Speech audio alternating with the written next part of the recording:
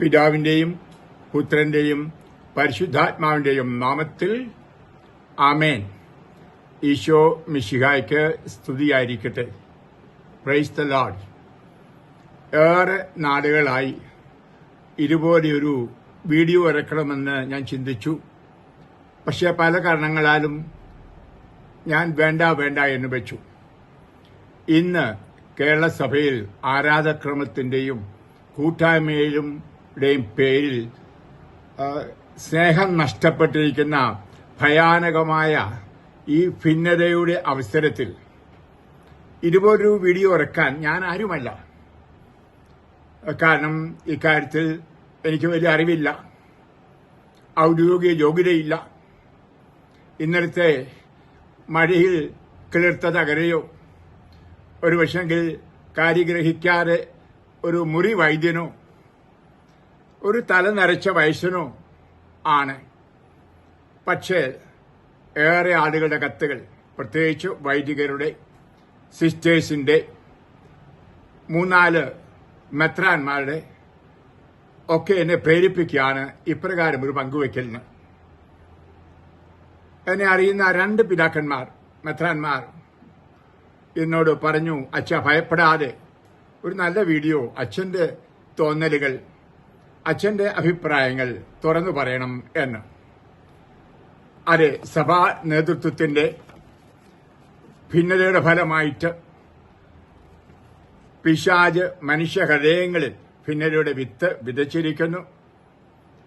അതിന്റെ ഫലമായിട്ട് ഏറെ പേർ വിശ്വാസ ത്യാഗം ചെയ്ത് ഒരു പക്ഷെങ്കിൽ സഭയിൽ നിന്ന് പുറത്തു പോയിരിക്കുന്നു, നാസ്തികരായി നിരീശ്വരവാദികളായി തീർന്നിരിക്കുന്നു, അല്ലെങ്കിൽ ദൈവത്തോടും ഭക്തിയോടും പ്രാർത്ഥനയോടും നിഷ്പക്ഷത പാലിക്കുന്നവരായി തീർന്നു. അത് മാത്രമല്ല, കുമ്പസാരം, വിശുദ്ധ കുർബാന തുടങ്ങിയ കൂരാശകളോട് ആഭിമുഖ്യം നഷ്ടപ്പെട്ടു. കുറച്ചുപേരൊക്കെ ഓൺലൈൻ കുർബാന കൊണ്ട് മാത്രം സംതൃപ്തി അടയുന്നു. മാത്രമല്ല, മെത്രാന്മാരെ പറ്റിയും വൈദികരെ പറ്റിയൊക്കെ വളരെ മോശമായ രീതി ചിന്തിക്കുന്നു, സംസാരിക്കുന്നു. ഇതൊരു വലിയ സത്യം ആണ്. ഇത് അനുദിനം എന്നോട് ഞാൻ കേട്ടുകൊണ്ടിരിക്കുന്നു. ഇനി മാത്രമല്ല, യുവാക്കൾ പലരും പള്ളിയിൽ പോക്ക് നിർത്തി. മാതാപിതാക്കൾ വന്ന് അനുദിനം എന്നോണം കരഞ്ഞുകൊണ്ട് പറയാണ്, എന്റെ മക്കൾ കുമ്പസാരിക്കുന്നില്ല, കുർബാനയ്ക്ക് പോകുന്നില്ല. അവർക്ക് സഭയോട് വെറുപ്പാണ്, മെത്രാന്മാരുടെ വെറുപ്പാണ്, വൈദികരോട് വെറുപ്പാണ്. നമുക്ക് കാണാൻ സാധിക്കും, സ്നേഹവും ഐക്യവും സഭയിൽ നഷ്ടപ്പെട്ടു. അതിന്റെ ഫലമായിട്ട് നമുക്കറിയാം, ഗ്രാഹിക സഭയായ കുടുംബത്തിൽ നഷ്ടപ്പെട്ടു. ഏറെ കുടുംബങ്ങൾ വിഭജിക്കപ്പെട്ടു നമുക്കറിയാം. അത് വിവാഹ മോചനത്തിൽ വരെ അത് എത്തിയിട്ടുണ്ട് പല സ്ഥലങ്ങളിലും. ഇനിയും നമുക്കറിയാം, ഗ്രാഹിക സഭ, ഡൊമസ്റ്റിക് ചർച്ച്. അപ്പം കുടുംബവും സഭയുമായിട്ട് ഏറെ അഗാധ ബന്ധമുണ്ട്. ഒരേ പിശാചാണ് രണ്ടിനെയും അത് തകർക്കുന്നത്. ഞാനൊരു ആധ്യാത്മിക പിതാവാണല്ലോ. കേരളത്തിൽ അങ്ങോളം ഇങ്ങോളം ഓടി നടന്ന് ഏറെ ധ്യാനങ്ങളും പ്രസംഗങ്ങളും കൊടുത്ത് പ്രബുദ്ധരെ, ക്രിസ്തീയ പ്രബുദ്ധരെ, ആധ്യാത്മികരെ തട്ടി ഉണർത്തിയവൻ ആണ്. ഇത് കേൾക്കുമ്പോൾ എനിക്ക് ഏറെ വേദന ഉളവാകുന്നു. 100-120 പേര് പഠിച്ച ഒരു സെമിനാരിയിൽ ചെന്നപ്പോൾ 8 പേരാണ്. ദൈവബലി കുറഞ്ഞു. പൗരോഹിത്യത്തിലേക്കും അതുപോലെ സന്യാസ ജീവിതത്തിലേക്കും എന്തിനച്ഛനാകണം എന്ന ചിന്താഗതിയിലേക്ക് ചെറുപ്പക്കാർ നീങ്ങിയിരിക്കുന്നു. എന്തിനു പള്ളിയിൽ പോകണം, എന്തിനു പ്രാർത്ഥിക്കണം? ഇതെന്റെ ഹൃദയത്തെ ഏറെ വേദനിപ്പിക്കുന്നു. മക്കളെ കണ്ണീരോടെ സക്രാരിയുടെ മുമ്പിൽ പോയി, ഇന്നും ജീവിക്കുന്നതിനായ യേശുവിന് മുമ്പിൽ ആ ഹൃദയം പൊട്ടി ഞാൻ കരയും. ഈ അടുത്ത നാളിൽ ശാരീരികമായ എന്റെ വേദനകളെല്ലാം അർപ്പിച്ചു. ഈ സഭയെ വിശുദ്ധീകരിക്കണമേ, കേരള സഭയെ ഒന്നാക്കണമേ. അത് ഉറക്കമില്ലാത്ത രാത്രികളിൽ ഞാൻ വേദനയോടുകൂടി കണ്ണീരോടെ പ്രാർത്ഥിക്കുന്നവനാണ്. പുകഴ്ത്താൻ പറയുകയല്ല, ഈ വേദനയുടെ ഒരു പങ്കുവെക്കലാണ് ഈ ചെറിയ വീഡിയോയിൽ കൂടെ ഞാൻ തീർക്കുന്നത്. ഈ 3 റീത്തുകളിലും, മലങ്കര, ശിറോ മലബാർ, ലത്തീൻ റീത്തുകളിലെ മിക്കവാറും പള്ളികളിൽ ഓടി നടന്ന് ഞാൻ വചനപ്രഘോഷം നടത്തിയിട്ടുണ്ടായിരുന്നു. ഏറെ പേർക്കതറിയാം. അടുത്തൊരു നാളിലാണ് ഞാൻ യൂറോപ്പിലേക്ക് പോകാൻ ഇടയായത്. പ്രിയപ്പെട്ടവരെ, സ്നേഹത്തിന് വേണ്ടി, ഒരുമയ്ക്ക് വേണ്ടി പ്രസംഗിച്ചതിന്റെ ഫലമായിട്ട് ഏറെ വേദനകൾ സഹിച്ചൊരു തടവുകാരനെ പോലെ പിടിക്കപ്പെട്ടവനാണ് എന്ന് നിങ്ങൾക്കറിയാം. അപ്പോൾ ഈ വേദനയുടെ ഒരു ചെറിയ പങ്കുവയ്ക്കൽ, ഇന്നിപ്പോൾ നടക്കുന്ന ഈ പ്രശ്നങ്ങൾ ഇതെങ്ങനെ പരിഹരിക്കണം അതെനിക്ക് അറിയത്തില്ല, പരിശുദ്ധാത്മാവിനെ അറിവുള്ളൂ. എങ്കിലും ഒരു ചെറിയ വില ഇരുത്തൽ.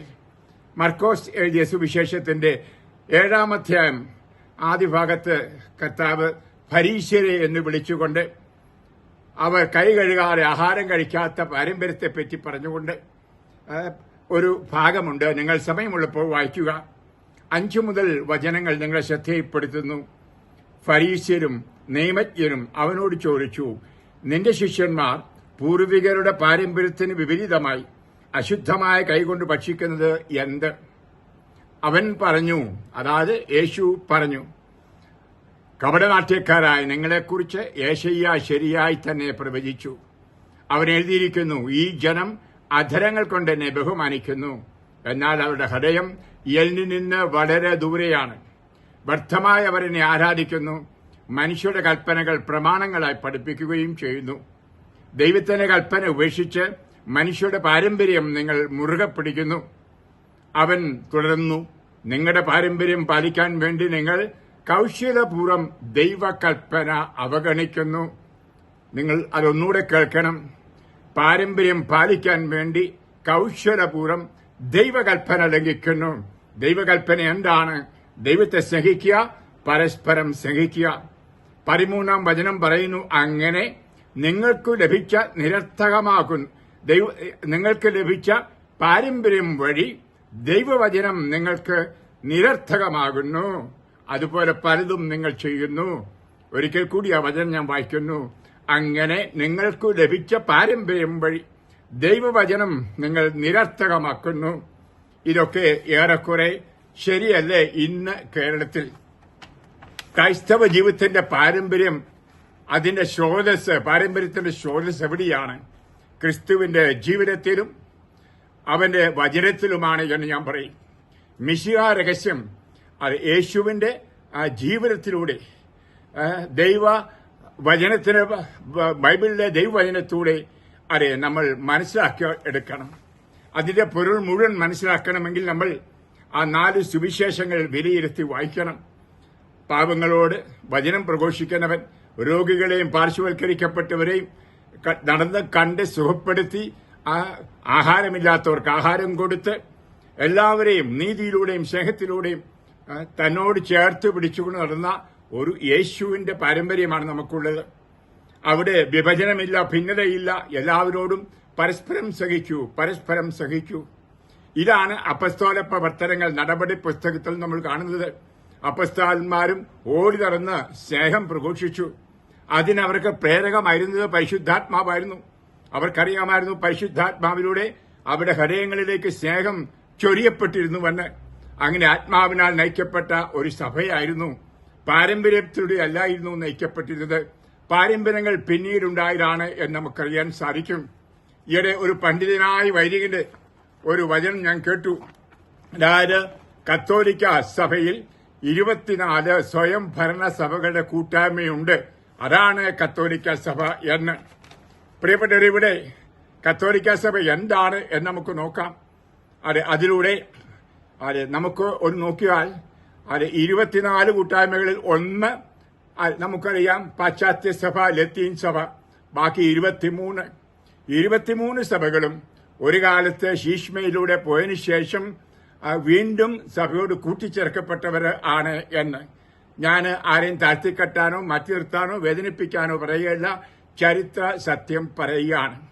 ഇനിയും അദ്ദേഹം പറയുകയായിരുന്നു, ഈ കൂട്ടായ്മകളുടെ വ്യക്തി താൽപര്യങ്ങൾ എപ്പോഴും പരിരക്ഷിക്കണം, എങ്കിലേ ഇവയ്ക്ക് നിലനിൽപ്പുള്ളൂ എന്ന് സത്യം അറിയാൻ എങ്ങിയിരിക്കുന്നു.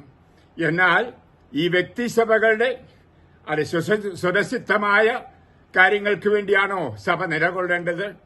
അതോ കർത്താവിന്റെ, അതായത് കാല് കഴുകി ദിവ്യകാരുണ്യം സ്ഥാപിച്ചുകൊണ്ട് നിങ്ങൾ പരസ്പരം സഹിക്കൂ എന്ന് പറഞ്ഞുകൊണ്ട്, അങ്ങനെ സ്നേഹത്തിലൂടെ ലോകം അറിയട്ടെ നിങ്ങൾ ശിഷ്യരാണെന്ന് ഈ മൂല്യ പഠനം കാത്ത് സംരക്ഷിക്കുകയല്ലേ ആദ്യം ചെയ്യേണ്ടത്? അത് കഴിഞ്ഞിട്ടല്ലേ ഈ ബാക്കി പാരമ്പര്യങ്ങളൊക്കെ. അതെ, ഞാൻ വീണ്ടും പറയുന്നു, ക്രൈസ്തവ ജീവിതത്തിന്റെ പാരമ്പര്യത്തിന് പോകാൻ നമ്മൾ ബൈബിൾ മറിക്കണം, ക്രിസ്തുവിന്റെ ജീവിതത്തെ നോക്കണം, ശിഷ്യന്മാരുടെയും ആദിമസഭയിലെ ജനങ്ങളുടെയും ജീവിതത്തെയാണ് നോക്കേണ്ടത്. ഇനിയും അതെ, നമ്മൾ പറയുന്നുണ്ട് അലക്സാണ്ട്രിയൻ, അന്ത്യോക്യൻ, അർമേനിയൻ, ബൈസന്റൈൻ, കൽദായ, മെസപ്പൊട്ടോമിയൻ പാരമ്പര്യങ്ങളൊക്കെ ഉണ്ട്. ഇതൊക്കെ നമുക്കറിയാം. ഒരു പാരമ്പര്യത്തിൽ നിന്നാണ് വന്നത്. ആ പാരമ്പര്യം എന്താണ്? യേശുവിന്റെ പാരമ്പര്യം. പത്രോസേ, നീ പാറയാകുന്നു, ഈ പാറമേൽ എന്റെ സഭയെ ഞാൻ പണിയുന്നു. മത്തായി 16:18 പറഞ്ഞ നമുക്കറിയാം. ആ സഭ ഇന്ന് അതായത് പാശ്ചാത്യ റോമൻ ലത്തീൻ സഭയാണ്. അതിൽ നിന്നാണ് ഈ മറ്റുള്ള പാരമ്പര്യമൊക്കെ ഉണ്ടായത്. അഥവാ പാരമ്പര്യത്തിലേക്ക് തിരിച്ചു പോവുക എന്ന് പറഞ്ഞാൽ ആ പാരമ്പര്യമാണ് യഥാർത്ഥമായിട്ടുള്ളത്. നമുക്കറിയാൻ സാധിക്കും, ഒറിജിനൽ കത്തോലിക്ക സഭ എന്ന് പറഞ്ഞാൽ ആ ലത്തീൻ സഭയാണ്, റോമൻ ലത്തീൻ സഭ. പാശ്ചാത്യം എന്ന് നമ്മൾ പറയും. ഈ പൗരസ്ത്യ സഭകളെന്നും അല്ലെങ്കിൽ വ്യത്യസ്ത ഭരണകൂടങ്ങളുള്ള 23 വ്യക്തിസഭകൾ എന്ന് പറയുന്നതൊക്കെ അത് പിന്നീട് ഭിന്നതയുടെ പേരിൽ, കലഹത്തിന്റെ പേരിൽ, ശീഷ്മയുടെ പേരിൽ ഉണ്ടായവ ആണ്. ഇനി അതിനുശേഷം അമ്മയായ സഭ അവരെല്ലാം അവരുടെ വണക്ക രീതികളോടുകൂടി, ആരാധനാക്രമത്തോടുകൂടി വരാനായിട്ട് സ്നേഹപൂർവ്വം ക്ഷണിച്ചു. ഇനി അതിന്റെ ഒരു പരിണിതഫലം കൂടിയാണ് ഇന്നത്തെ ഭിന്നിപ്പും വഴക്കുമെന്ന് അത് നമുക്ക് അറിയാം. കേരളത്തിൽ നമുക്കറിയാം 3 അപ്രകാരമുള്ള വ്യക്തിസഭ: റോമൻ സഭ, പിന്നെ മലങ്കര സഭ, സീറോ മലബാർ സഭ. ഇനിയും നമുക്ക് അറിയാൻ സാധിക്കും, ലത്തീൻ സഭയിലുള്ളവരെ നോക്കി പറയും മറ്റുള്ളവര്, ഞങ്ങളാണ് യഥാർത്ഥ കത്തോലിക്കർ. നേരെ തിരിച്ചും പറയും. പ്രിയമുള്ളവരെ, ഇതൊക്കെ അതെ പരസ്പരം ഇങ്ങനെ പറയുന്നുണ്ടെങ്കിലും നമുക്കറിയാം, അടുത്തൊരു കാലം വരെ ഈ 3 റീത്തുകളും ഇതര സഭകളും ഒത്തിരി സ്നേഹത്തിൽ കഴിഞ്ഞത് ആയിരുന്നു. ഇനിയും യഥാർത്ഥത്തിൽ നമുക്ക് ഒന്ന് നോക്കാം. കൂലങ്കഷമായിട്ട് യേശുവിന്റെ സഭ എന്താകുന്നു ബൈബിൾ പ്രകാരം, ദൈവവചന പ്രകാരം, പരിശുദ്ധാത്മാവിന്റെ പ്രചോദനപരമായി നമുക്ക് കാണാൻ സാധിക്കും. 1 കൊറിന്തോസ് അധ്യായം 12 വളരെ മനോഹരമായിട്ട് പൗലോസ് ശ്ലീഹ നമ്മളെ പഠിപ്പിക്കുന്നുണ്ട്. 1 കൊറിന്തോസ് അധ്യായം 1:12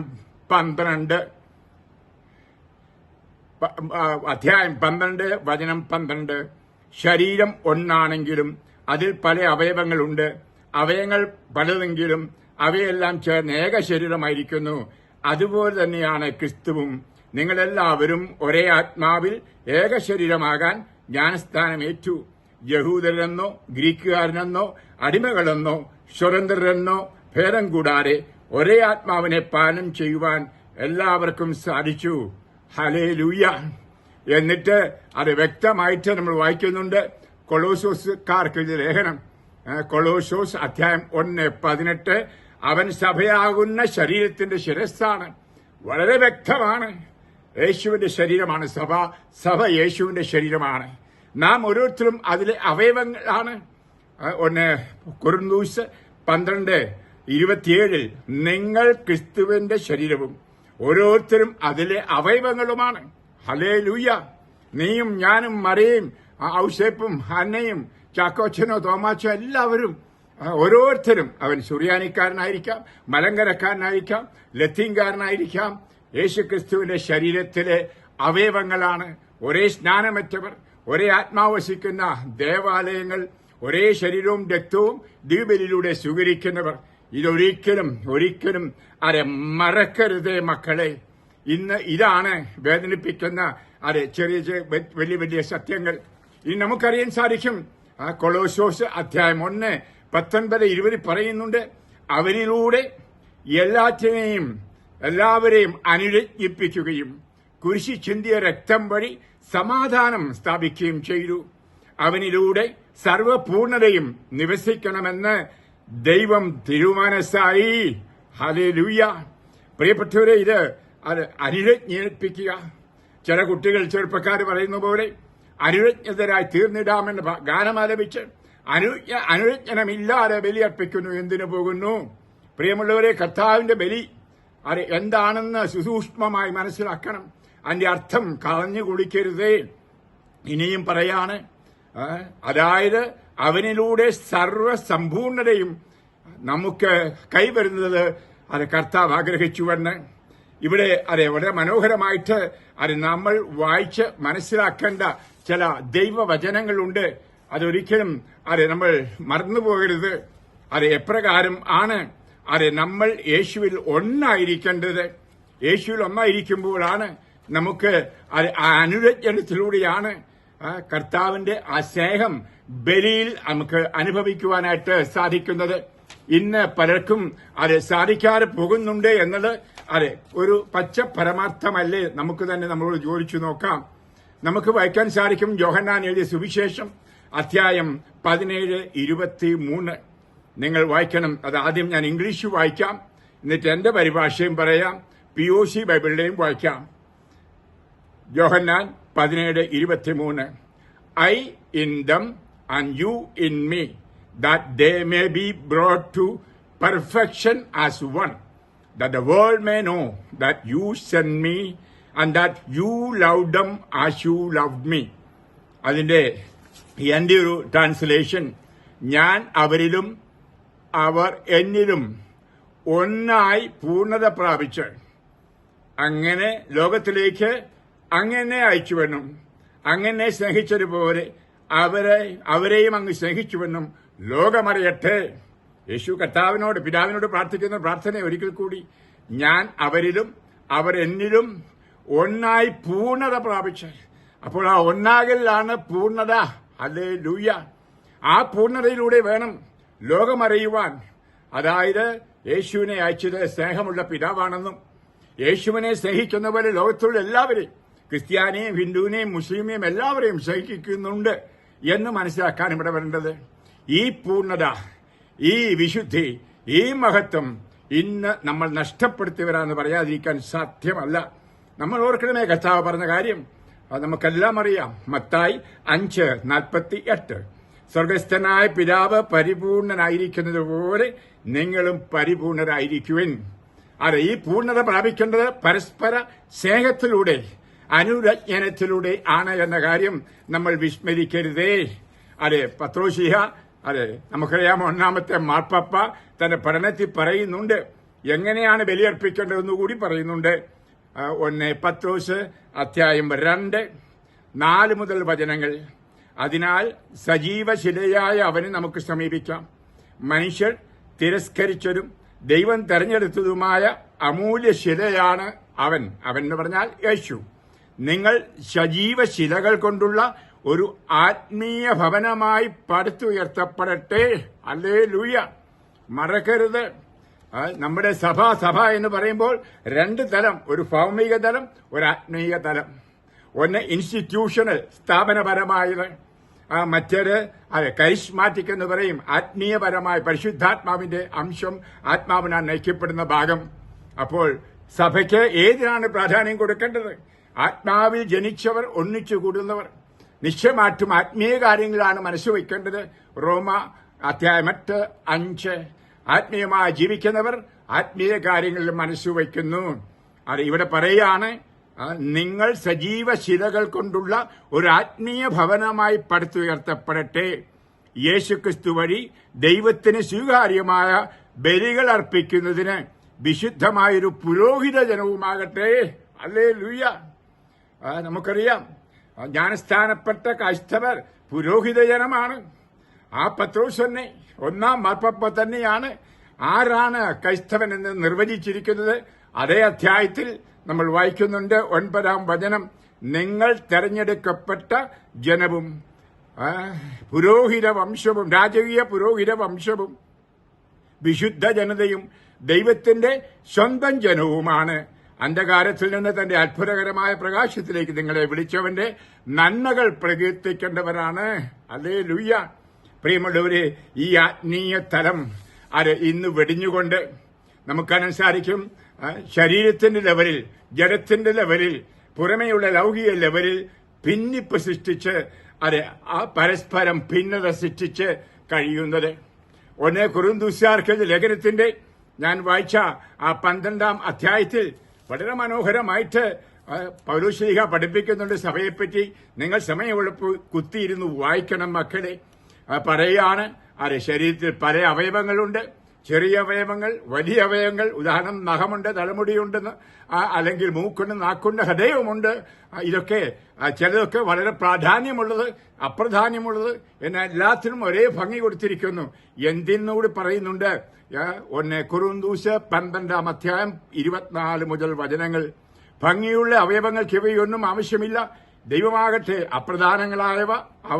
അപ്രധാനങ്ങളായ അവയവങ്ങൾക്ക് കൂടുതൽ പ്രാധാന്യം ലഭിക്കത്തക്ക വിധം ശരീരം സംവിധാനം ചെയ്യപ്പെട്ടിരിക്കുന്നു.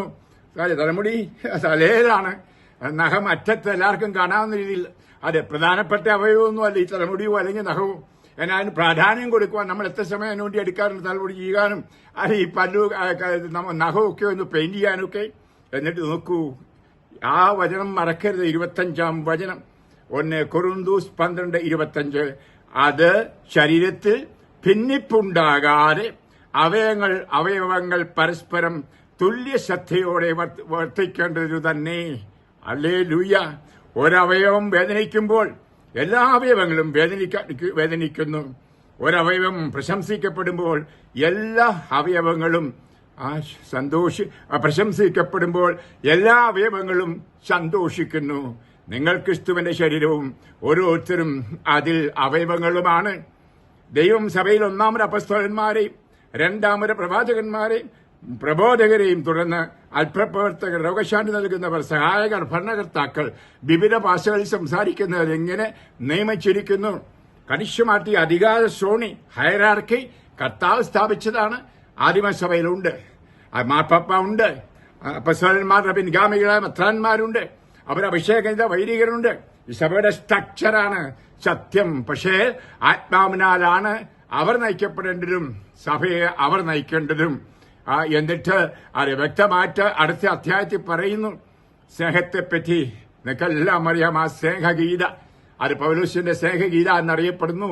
1 കൊരിന്ത്യർ 13:1 മുതൽ, ഞാൻ മനുഷ്യരുടെയും ദൈവദൂതന്മാരുടെയും ഭാഷകളിൽ സംസാരിച്ചാലും എനിക്ക് സ്നേഹമില്ലെങ്കിൽ ഞാൻ മുഴങ്ങുന്ന ചെങ്കലയോ ചിലമ്പുന്ന കൈത്താളമോ ആണ്. എനിക്ക് പ്രവചനമുണ്ടായിരിക്കുകയും സകല രഹസ്യങ്ങളും ഞാൻ ഗ്രഹിക്കുകയും ചെയ്താലും സകല വിജ്ഞാനവും മലകളെ മറ്റെന്തൊക്കെ വിശ്വാസവും എനിക്കുണ്ടായാലും സ്നേഹമില്ലെങ്കിൽ ഞാൻ ഒന്നുമല്ല. ഞാൻ എന്റെ സർവ്വസമ്പത്തും ദാനം ചെയ്താലും എന്റെ ശരീരം ദഹിപ്പിക്കാൻ വിട്ടുകൊടുത്താലും സ്നേഹമില്ലെങ്കിൽ എനിക്കൊരു പ്രയോജനവുമില്ല. ഞാൻ സീറോ മലബാറിൽ കുർബാന ചൊല്ലിയാലും, ഞാൻ മലങ്കര റീത്തിൽ കുർബാന ചൊല്ലിയാലും, ലത്തീൻ കുർബാനയിൽ കുർബാന ചൊല്ലിയാലും കണ്ടാലും, പ്രിയമുള്ളവരെ, എനിക്ക് സ്നേഹമില്ലെങ്കിൽ ഒന്നുമില്ല എന്ന് കർത്താവ്, വട്ടപൂജ്യമാണ് എന്ന് കർത്താവ് പറയാണ്. ഇന്ന് ആ സ്ഥിതിയിലേക്ക്, ആ വട്ടപൂജ്യത്തിലേക്കല്ലേ നമ്മൾ വന്നിരിക്കുന്നത് എന്ന് നമ്മൾ ആത്മശോധന ചെയ്ത് അത് നോക്കേണ്ട ഒരു അവസരമാണ് പ്രിയപ്പെട്ടവരെ. ഇത് അതും വളരെ പ്രാധാന്യമുള്ള ഒരു കാര്യമാണ് എന്ന് ഓർക്കണമേ.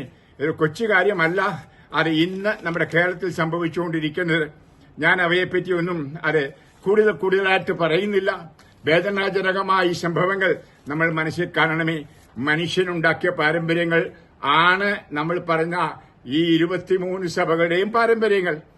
അർമേനിയൻ എന്ന് പറയുന്നതോ അല്ലെങ്കിൽ മെസപ്പൊട്ടേമിയ, ഇതെല്ലാം മനുഷ്യൻ പിന്നീട് ഉണ്ടാക്കിയതാണ് യേശുവിന് ശേഷം. അത് തെറ്റാന്നല്ല പറയുന്നത്, വേണ്ടാന്നല്ല പറയുന്നത്, അതൊക്കെ വേണം. പക്ഷെ സർവോപരി സ്നേഹം. നമുക്കറിയാം, ഇന്നും ജീവിക്കുന്നവനായ യേശുവിന്റെ വിശുദ്ധ കുർബാനയിലുള്ള മുറിയപ്പെട്ട ചങ്കും ചൊരിയപ്പെട്ട രക്തവും വച്ചാണ് വില പറഞ്ഞ് വഴക്കുണ്ടാക്കുന്നത്. മറക്കരുതേ. എന്തിന്? ചെറിയ ആചാരകർമ്മങ്ങൾക്ക് വേണ്ടിയിട്ട്. ഇവിടെയാണ് ആചാരകർമ്മങ്ങൾക്കാണോ നമ്മൾ കൂടുതൽ പ്രാധാന്യം കൊടുക്കേണ്ടത്, അതോ അനുഷ്ഠാനങ്ങൾക്കാണോ, അതോ ഇന്നും ജീവിക്കുന്നതിനാ യേശുവിന്റെ ശരീരവും രക്തവും ഈ ഭൂമിയിൽ വിളിച്ചു വരുത്തി ഈ ലോകത്തിലെ അന്ധകാരം മാറ്റി അജ്ഞത മാറ്റി രക്ഷ നൽകിയാണോ ചെയ്യേണ്ടത്? ഹല്ലേലൂയ. അതുപോലെ പ്രിയമുള്ളവരെ, പ്രിയ വൈദികരെ, മെത്രാന്മാരെ, കന്യാസികളെ, വിശ്വാസികളെ, വഴക്കും ഭിന്നതയും നമുക്ക് വെടിയാം. സ്നേഹത്തിൽ നമുക്ക് ബലിഷ്ഠരാകാം, ശക്തരാകാം, പൂർണ്ണരാകാം, അല്ല പരിപൂർണരാകാം. കർത്താവ് പിതാവിനോട് പ്രാർത്ഥിച്ചതുപോലെ നമുക്ക് ആ ദിവബലിയിൽ മുറിയപ്പെടുന്ന ശരീരത്തോട് അല്ല, ഹൃദയത്തോട് നമ്മുടെ ഹൃദയത്തെ ചേർത്ത് വെച്ച് നമുക്ക് കരങ്ങൾ കോർത്ത് നമുക്ക് ബലിയുടെയോ അല്ലെങ്കിൽ റീത്തുകളുടെയോ സഭകളുടെയോ ഭക്തിയുടെ ബാഹ്യരൂപം നിലനിർത്തി അതിന്റെ ആന്തരികത നശിപ്പിക്കുന്നവരാകാതിരിക്കാൻ ശ്രമിക്കാം. പൗലോസ്ലീഹാരന്റെ തിമോത്തി 3:5 പറയുന്നുണ്ട് അന്ത്യകാലത്തെപ്പറ്റി. അതായത് വിവിധതരം തിന്മകളെല്ലാം, വൈരാഗ്യവും പിണക്കവും കലഹവും പോലീസിന്റെ ലാത്തിച്ചാർജും കൈയൊടിക്കലും അല്ലെങ്കിൽ കയ്യേറലും ഇതെല്ലാം നടത്തി ബലി അർപ്പിക്കുന്നു എന്ന് പറഞ്ഞാൽ ഭക്തിയുടെ ബാഹ്യരൂപം നിലനിർത്തിക്കൊണ്ട് അതിന്റെ അന്തസത്ത, അതിന്റെ ബാഹ്യരൂപം നിലനിർത്തി അതിന്റെ അന്തസത്ത എന്ന് പറഞ്ഞാൽ പരിശുദ്ധാത്മാവിന്റെ ചൈതന്യം നിഷേധിക്കുന്നവർ. പരിശുദ്ധാത്മാവാണ് ആ ചൈതന്യം നൽകുന്നത്. പരിശുദ്ധാത്മാവിന്റെ ചൈതന്യത്തിലാണ് നിശ്ചയമായിട്ടും നമ്മുടെ സഭ മുന്നോട്ട് പോകേണ്ടതും. അതുകൊണ്ടാണ് ഒരു ആത്മീയ നവീകരണം നമ്മുടെ സഭയ്ക്ക് ഇന്ന് കൂടിയേ തീരൂ. ഞാൻ ഉത്തരമായിട്ട് പറയുകയല്ല, സ്നേഹത്തോടെ മെത്രാന്മാരെല്ലാവരും ചേർന്ന്, അച്ഛന്മാരെല്ലാവരും ചേർന്ന്, ജനങ്ങളും കൂടി നല്ലൊരു നവീകരണം നടത്തിയേ മതിയാവൂ. പരിശുദ്ധാത്മാവിനെ വിളിച്ചുകൊണ്ട് പ്രിയമുള്ളവരെ, ആ പരിശുദ്ധാത്മാവ് കടന്നു വന്ന് ജഡീകമായ താല്പര്യങ്ങളിൽ നിന്ന്, ജഡീകമായ ആദർശങ്ങളിൽ നിന്ന് നമ്മളെ വിടുവിച്ച് ആത്മീയതയിലേക്ക് നമ്മളെ ഉയർത്തട്ടെ. ഒരു പക്ഷെങ്കിൽ ഞാനൊരു കരിസ്മാറ്റിക് ആയതുകൊണ്ട്, ഞാനൊരു ലത്തീൻ സഭയിൽ MSF സഭയിൽ പെട്ടതായതുകൊണ്ട്, വിജയപരൻ രൂപരേഖയുടെ കീഴിലായതുകൊണ്ട് എന്തിനാണ് ഇവൻ വിമർശിക്കുന്നത് എന്ന് എന്നെപ്പറ്റി പറഞ്ഞേക്കാം, തെറ്റിദ്ധരിച്ചേക്കാം. എനിക്കൊരു പ്രശ്നമല്ല. ആത്മാവ് പ്രചോദിപ്പിക്കുന്നു.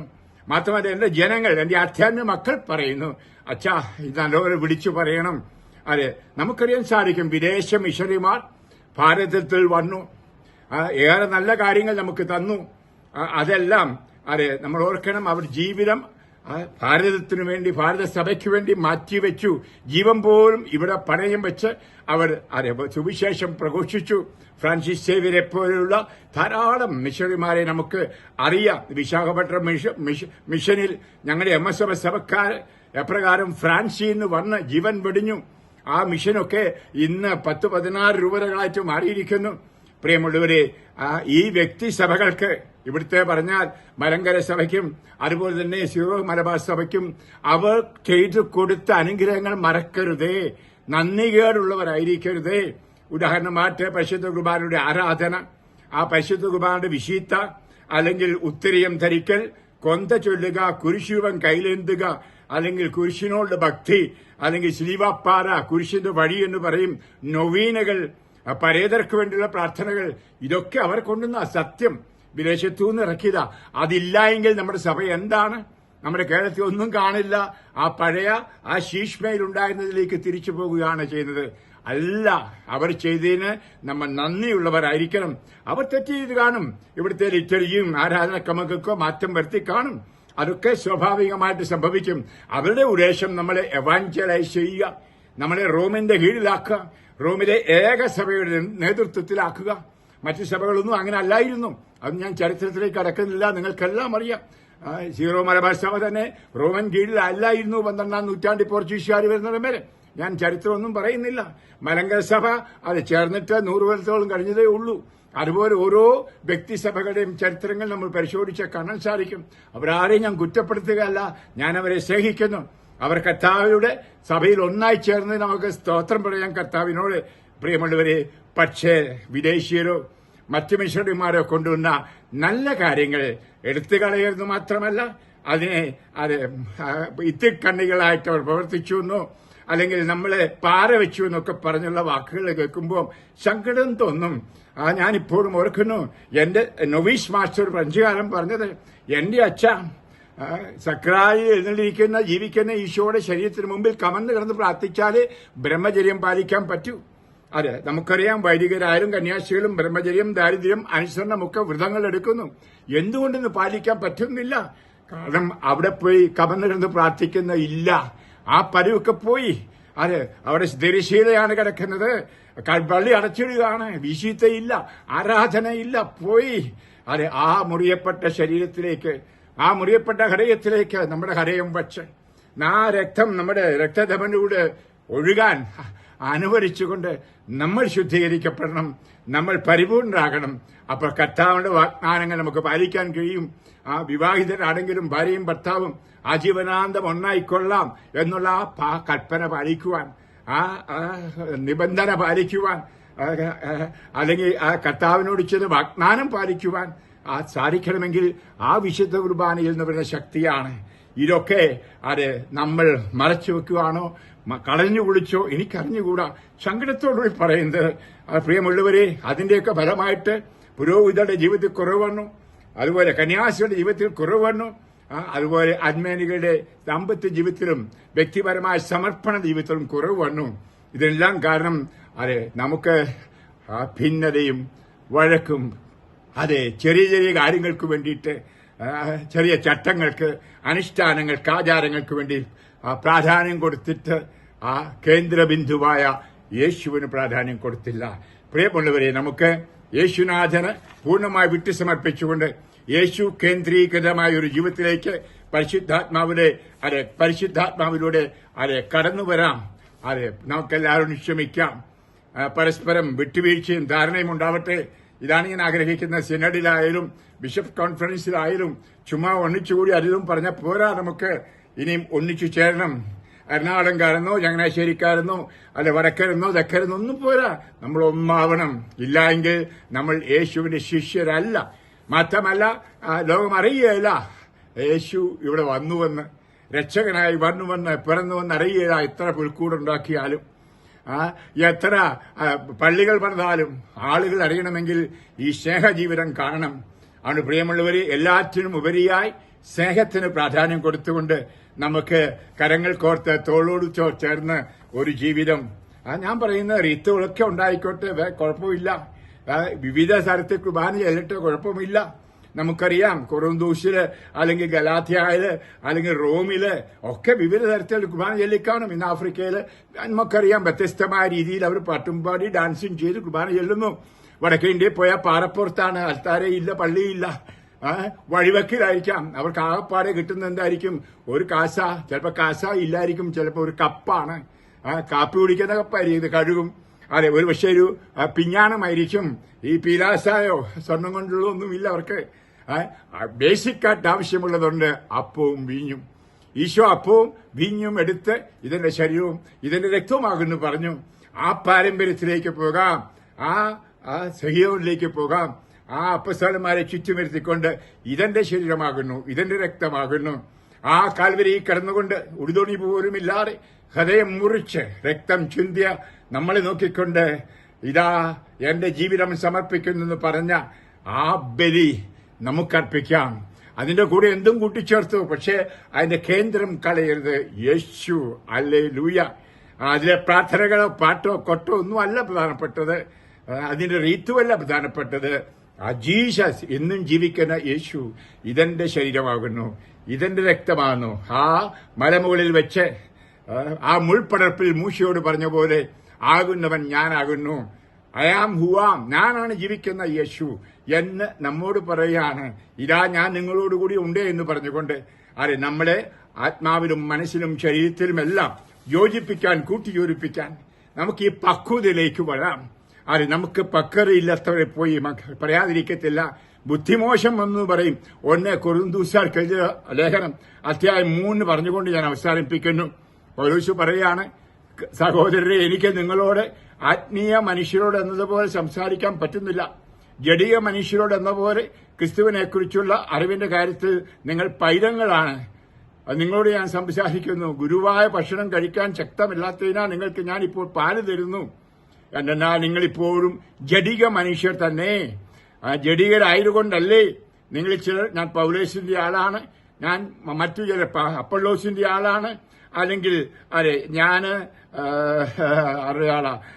അപ്പസ്തോലൻ പൗലോസിന്റെ ആളാണ് എന്ന് പറഞ്ഞുകൊണ്ട് നടക്കുന്നത്. ഇന്ന് അത് തന്നെയാണ് സംഭവിക്കുന്നത്. ഞാന് തോമാശിയുടെ മക്കളാണ്, അത് ശൗര്യാരിവണ്ണാന്റെ മക്കളാണ്. ഇങ്ങനെ വചനം പ്രഘോഷിക്കാൻ വന്നവരുടെ പേര് സഭകൾ. അതൊന്നും കർത്താവ് ആഗ്രഹിച്ചല്ല. കർത്താവ് ആഗ്രഹിച്ച തന്റെ ശരീരമാകുന്ന സഭ താൻ തന്നെയാണ്. അത് ലോകം മുഴുവൻ വ്യാപരിക്കണം. ഹല്ലേലൂയ.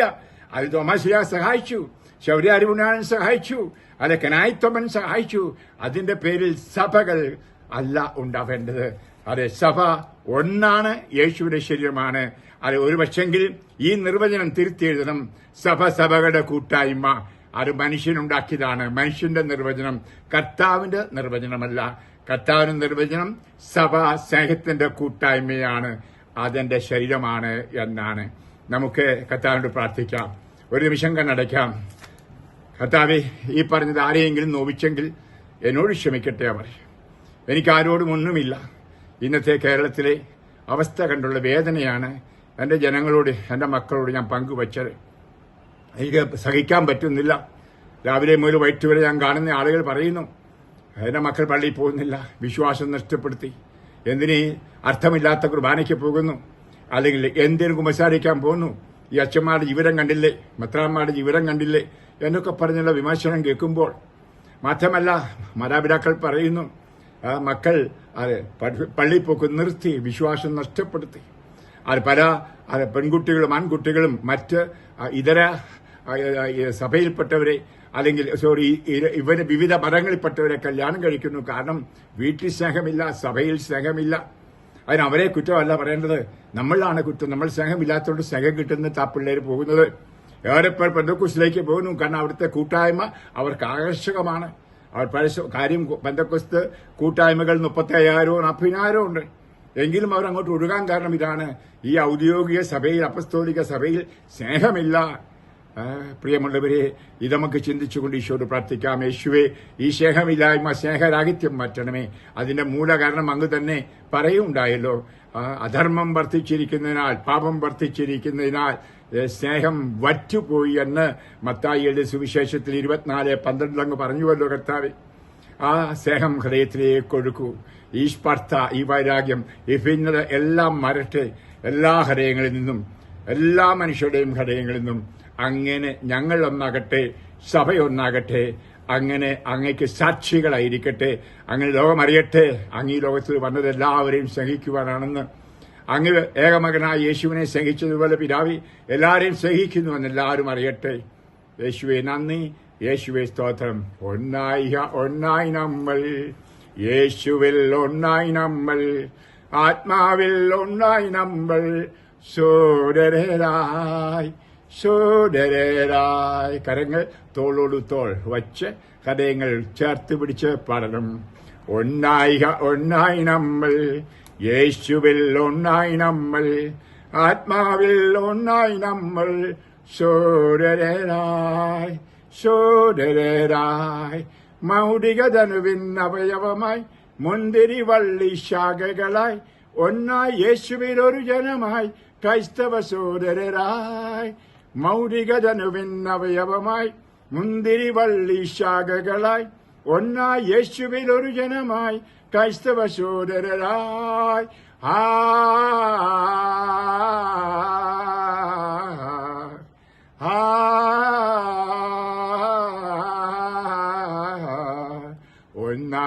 ഒന്നായി നമ്മൾ, യേശുവിൽ ഒന്നായി നമ്മൾ, ആത്മാവിൽ ഒന്നായി നമ്മൾ, സോദരരായി സോദരരായി.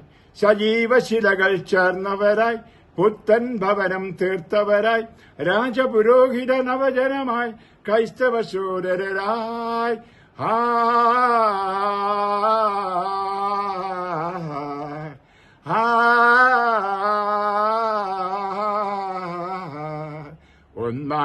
ഒന്നായി നമ്മൾ, യേശുവിൽ ഒന്നായി നമ്മൾ, ആത്മാവിൽ ഒന്നായി നമ്മൾ, സോദരരായി സോദരരായി. ദൈവം നമ്മുടെ ഏകപിത, സ്വർഗം നമ്മുടെ നിത്യഗ്രഹം, ഭൂമിയിൽ തീർത്തൊരു ജനപരമായി, ക്രൈസ്തവ സോദരരായി.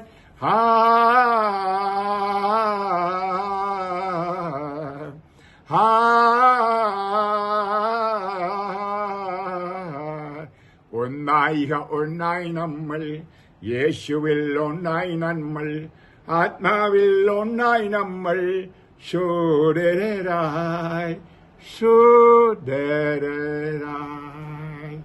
ഈശോ മിശിഹായ്ക്ക് സ്തുതിയായിരിക്കട്ടെ. ഇന്നും എപ്പോഴും നമ്മളെ സ്നേഹിക്കുന്ന കർത്താവ് നമ്മുടെ ഹൃദയങ്ങൾ സ്നേഹത്തിൽ, ആത്മാവിൽ നമ്മുടെ ഹൃദയങ്ങളെ കത്തിജ്വലിക്കട്ടെ. എല്ലാവരെയും ഉൾക്കൊണ്ട് സ്നേഹിക്കുന്നവരായി നമുക്ക് മാറാം. അങ്ങനെ രക്ഷ പ്രാപിച്ചവരായി തീരാം. ആമേൻ.